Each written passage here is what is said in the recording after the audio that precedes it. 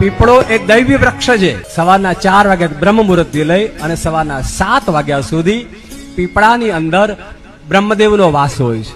કોણ હોય છે? અને એ 7 વાગ્યાથી લઈ 7:30 થી લઈને 10:30 સુધી 10 વાગ્યા સુધી ભગવાન નારાયણ ત્યાં આવે છે. આ પીપળાની મહાનતા બતાવું. પીપળો પૂજો અને પછીનો જે સમય છે 10:30 થી 11:30 વાગ્યા સુધી ગમે એવો પિતૃદોષ હોય, ગમે તેવા પિતૃ આપણને ગમે તે કોઈ કીધું એ કાળ સર્પ યોગ છે, આ છે સાહેબ 10 થી 12 જઈ અને પીપળા નીચે એક દીવો કરી અને થોડું પાણી અર્પણ કરી દો.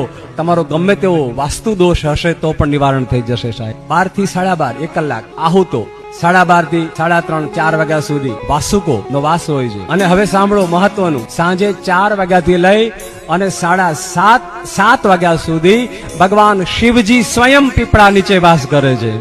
રાત્રે 7:30 થી લઈ અને રાત્રિના 9 વાગ્યા સુધી પીપળાના ઝાડ નીચે સ્વયં કુબેર ભંડારી આવે છે.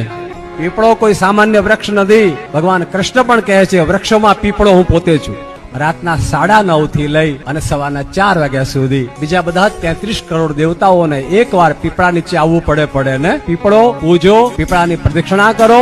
દીકરાઓ ધન્ય થઈ જશે, તમારો પરિવાર સુખી થઈ જશે મારા ભાઈ બહેનો.